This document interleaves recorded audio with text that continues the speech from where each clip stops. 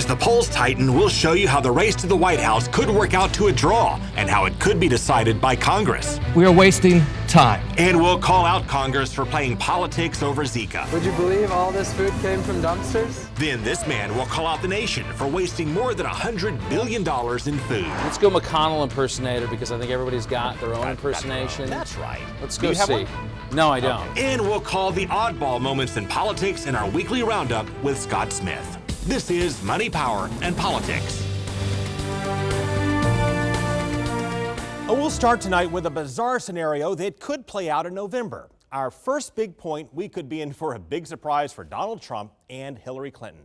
Check out this map. If Donald Trump wins the South, as Republicans usually do, plus Ohio, New Hampshire, and Nevada, which are swing states that he can win, well, you need 270 electoral votes to win, and this scenario produces a tie, 269 to 269. And it's not the only combination, because when you toggle the swing states, you get 32 different combinations that produce a tie. It's craziness.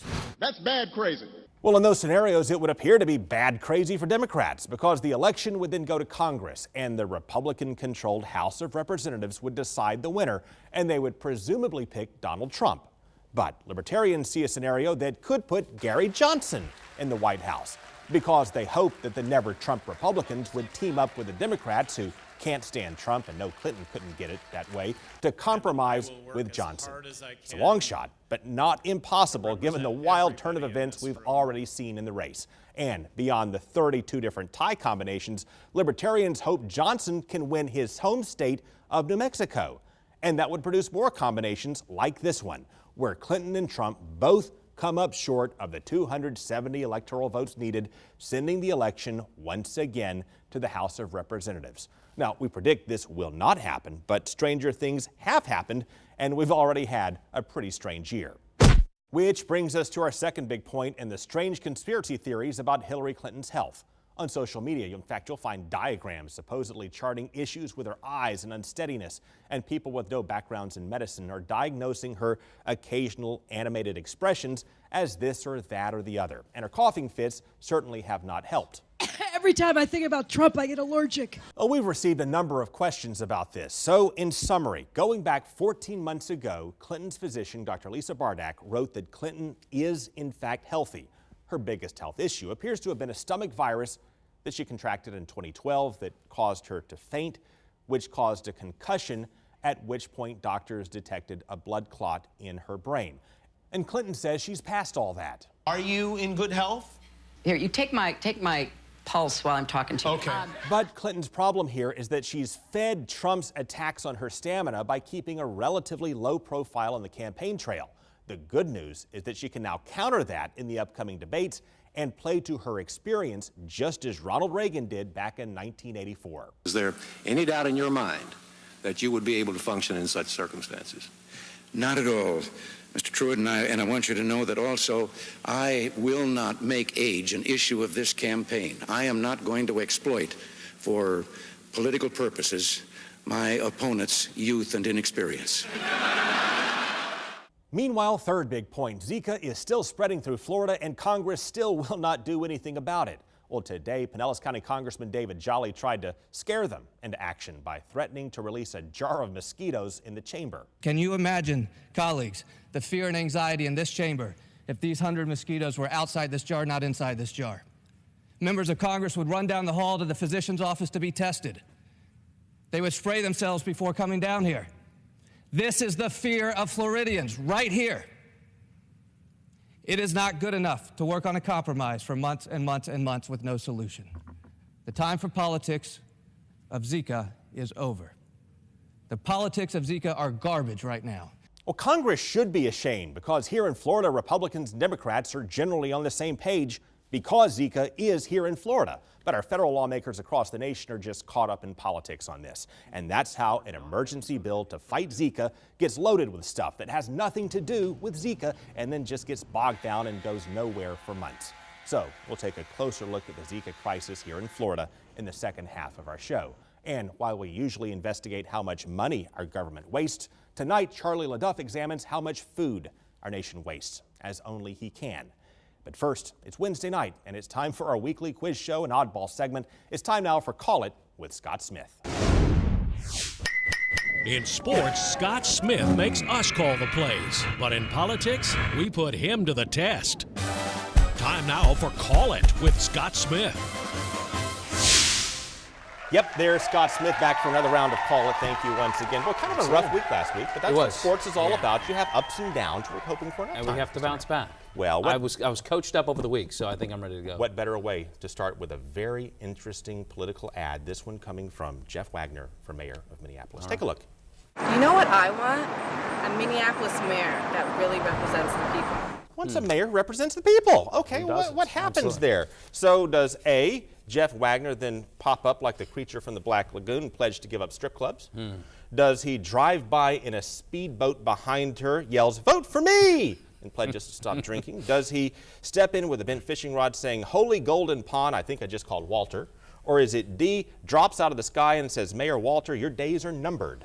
You know, another, just congratulations on your writing team for coming up with these four possibilities. Well, three, we should say. Yeah, they're all a bunch of fun. You know what? I'm going to say, because they were near a body of water, I'm going to go B, speedboat. Speedboat, vote for me. Okay, take a look.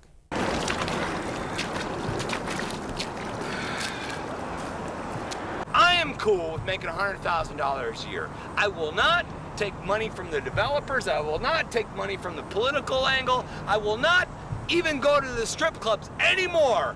Oh, you missed it. You're 0 for 1. Fun ad, though, right? Yeah, that was fun. We're going to stay on the theme of fun ads, right? You can't go wrong with that. Okay, let's take a look here. You vote for Texas. You don't stab her in the back by voting for cloture on Obamacare. You don't enslave its children with unconstitutional laws and overwhelming debt. And you certainly don't do all this to please some guy that looks and fights like a turtle. I'm a Texan. We Texans don't need a beltway turtle telling us how to fight.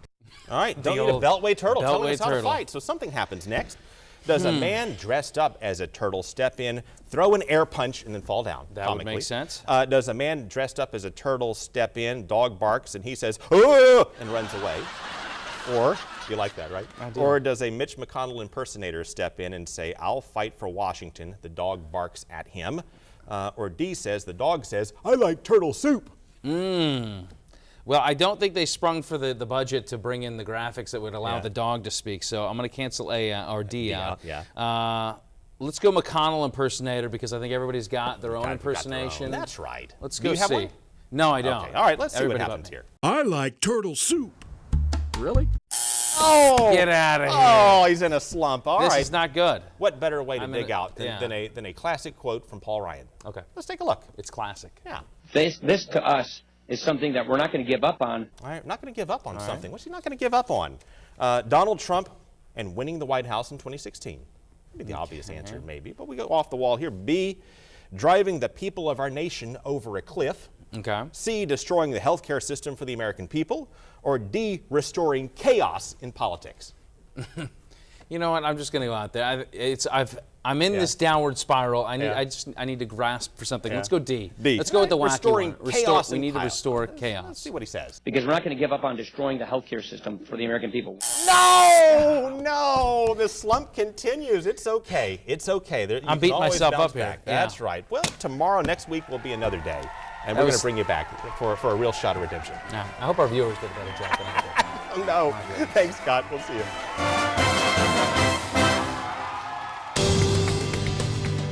Coming up, you may not believe how much food we waste as a nation. Charlie LeDuff investigates with a man who ought to know. Plus, new numbers in the presidential race and a mess in Washington as Zika takes off in Florida.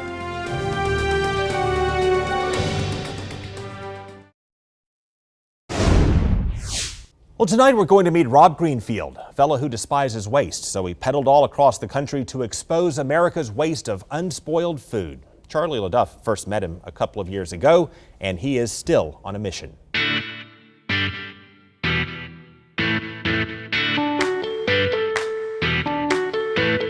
Economy got you down? Don't know where your next meal's coming from? Don't worry, it might be in the garbage. With me is Rob Greenfield, the world's foremost dumpster diver. Been bicycling around the country, showing people what they're throwing away. Rob, where's a good place to eat? dumpster. dumpster. Eggs! Fresh? Sounds good to me.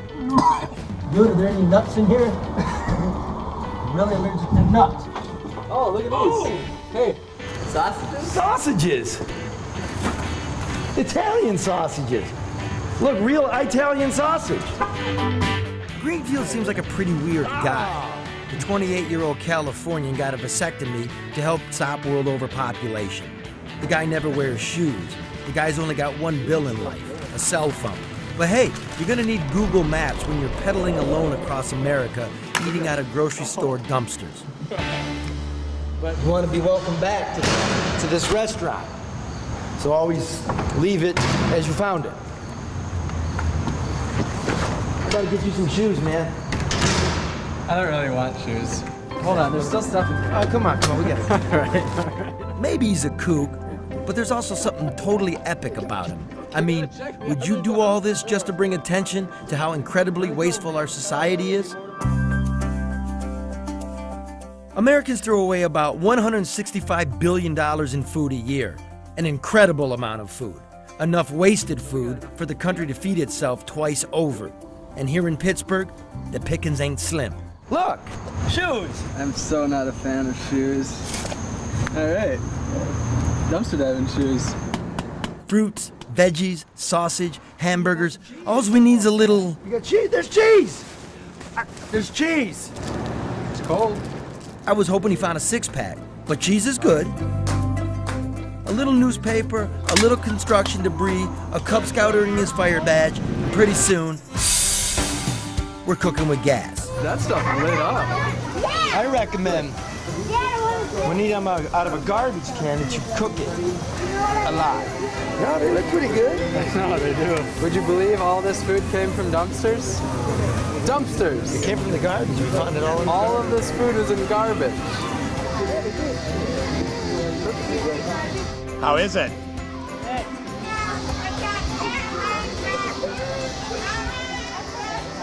It's really not bad, but I'm just remembering where we got it. That's a sausage. Well, that's some good sausage. You don't even like sausage. I don't. What's that? Good burger, too. Good morning, sunshine. The next morning, after a breakfast of pizza scrounged from a back alley, it's time for Greenfield to shove off for Washington, D.C. It's really hard for people to wrap their head around the idea of living a life with less money and not putting a priority on it. You know, one of our major measures of success in this country is GDP. How much are we producing? That's our measure of success. And so you could say that I'm not producing as much into the GDP, but I just believe that there's a lot of other ways to measure wealth in a fully functioning society than just money.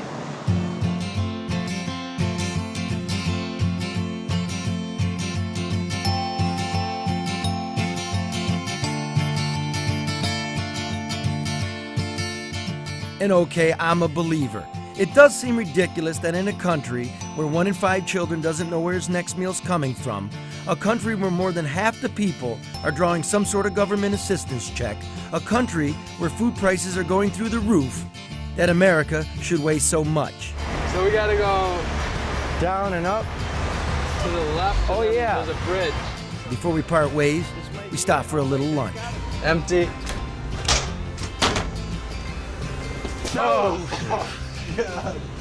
Whatever there, I didn't bother. I just emptied it today. That's gross. All right, let me just. So I guess that did it for me, man. It's happy trails. I do have bagels if you want to have a quick parting meal. Go on to DC. Tell them what it's all about. All right. Good luck and. Good luck and good eating. Tell your grocery stores to donate, not dump. Good to meet you, man. Yeah, you too, brother. Okay. Pretty good. Well, check out our Facebook page for more perspective on Greenfield and waste. That's Fox 13's Craig Patrick on Facebook. Coming up, we'll explain how the plan to fight Zika melted down in Congress, who's responsible, and where we go from here. Not having voted in the affirmative, the motion is not agreed to. Not having voted in the affirmative. That's jumbled Congress speak for they just couldn't pass a Zika bill again. So to recap, Zika is spread mainly through a certain kind of mosquito as well as unprotected sex, and it causes severe and irreversible birth defects. More than 6 months ago, I asked Congress for the emergency resources that public health experts say we need to combat Zika. To be specific, he asked for $1.9 billion, and Republicans in Congress said no. Then they came up with a $1.1 billion plan, then loaded it with poison pills, driving Democrats to say no. For example, they added provisions like blocking funding for Planned Parenthood and allowing Confederate flags to fly at veteran cemeteries. So what do those things have to do with fighting Zika? Nothing, but that's how Congress works, or does not work, as the case may be. So they can just do nothing and point fingers back and forth. Shame on them. It does not have restrictions on Planned Parenthood. Restrictions on Planned. Look, give me a break on this thing. This is a disgrace. It's a shame. So now we have Zika here in Tampa Bay, and after the storm last week, we also have swaths of standing water from here to Tallahassee that could spread mosquitoes and Zika all across the state. And Congress is still missing in action. Back from work, by the way, after a 7-week break, but still gridlocked as ever as Zika spreads and as money to develop a vaccine is running out. Means weaker mosquito control efforts, longer wait times to get accurate diagnostic results, delayed vaccines. It puts more Americans at risk. And like Republicans and Democrats in Congress, we could also call out President Obama for not doing more to work with Congress. And by that, we mean that he's failed to work the phones and twist arms and horse trade as other presidents have. And that has contributed to the gridlock in Congress we've seen for the past 6 years. And it is particularly troubling now to see them play politics in the middle of a health crisis. We should not be playing Russian roulette with the health of women and our babies. Again, Congressman David Jolly scored the line of the day by carting in a certain type of mosquito that carries Zika up to Washington and threatening to unleash them on Congress. Can you imagine, colleagues, the fear and anxiety in this chamber if these 100 mosquitoes were outside this jar, not inside this jar? Well, Congress has about a month to figure this out before they go on another break. Coming up, we'll drill into the polls and show you how they've shifted in Florida and who has the edge.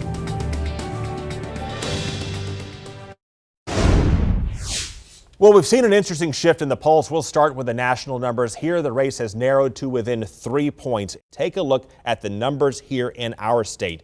On average, Clinton leads currently by a little over 2 points. If you look, by the way, at Libertarian Gary Johnson, he is checking in his high water mark in NBC poll at 12%. On average, he's drawing 8.4%. He's getting close, but not quite where he needs to be to get included in the national debates later this month. He needs 15%. But again, if he's checking in at 12% in NBC, he is not that far away. That's our show tonight. Thank you for joining us. We'll see you again tomorrow night.